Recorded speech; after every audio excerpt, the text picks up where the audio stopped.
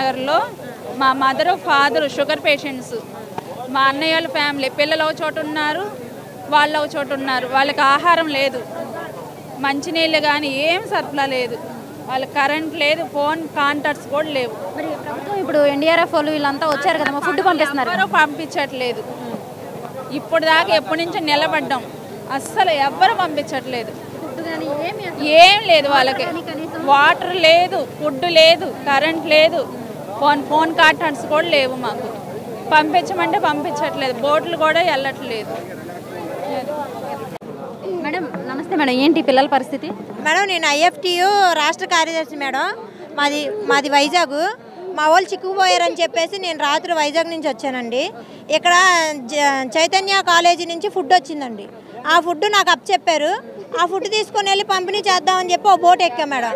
ఆ బోట్ ఎక్కేసి కండ్రిక, పైపుల్ రోడ్డు, తర్వాత వచ్చేసి వాంబే కాలనీ పంపిణీ చేసాం మేడం. పంపిణీ చేసి మేము రిటర్న్ వచ్చేటప్పుడు ట్యాంక్ దగ్గర వీళ్ళ మమ్మీ పిల్లల్ని ఎక్కించింది మేడం. ఎక్కించినాక వాళ్ళు ఏం చెప్పారంటే బోటు కనబడింది మేడం, మేము తీసుకెళ్ళము, మీతోనే తీసుకొచ్చుకోండి, బోట్లో వాటర్ వచ్చేస్తుందని చెప్పారు. వాళ్ళ అమ్మ ఏం చెప్పిందంటే తీసుకెళ్ళి పైపుల్ రోడ్డు రింగ్ దగ్గర కూర్చోబెట్టండి, మేము నడుచుకుంటూ వెళ్ళి మా పిల్లల్ని తీసుకెళ్తామని చెప్పి బోటు వాళ్ళకి చెప్పింది మేడం.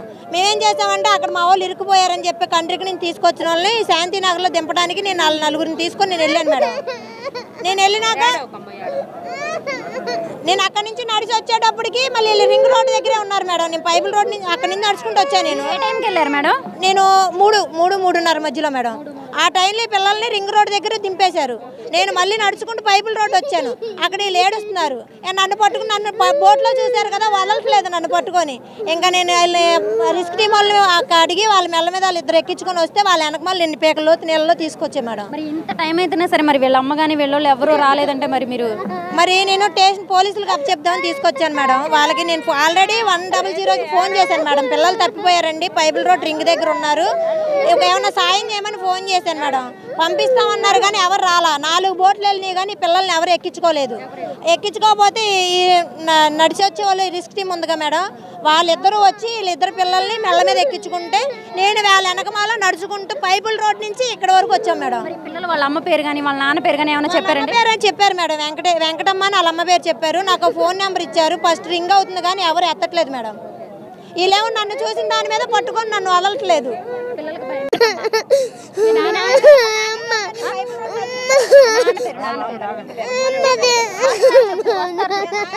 మీ అమ్మ పేరు కృష్ణవేణియా? మీ నాన్న పేరు కృష్ణయ్య. మరి ఫోన్ నెంబర్ తెలుసా మీకు? మీ ఇల్లు తెలుసా మీకు? ఎక్కడుంటారు నాన్న? ఎక్కడుంటారు? మరి మీ తాతయ్య అమ్మమ్మ ఎవరైనా ఉన్నారా?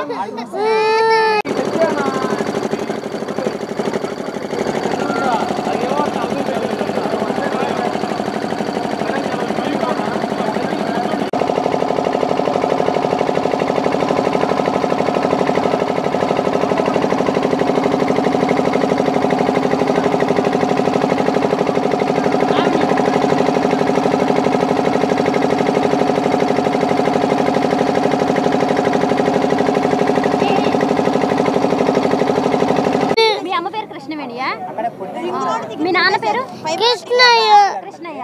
మరి ఫోన్ నెంబర్ తెలుసా మీకు? మీ ఇల్లు తెలుసా మీకు? ఎక్కడుంటారు నాన్న? ఎక్కడుంటారు? మరి మీ తాతయ్య అమ్మమ్మ ఎవరైనా ఉన్నారా?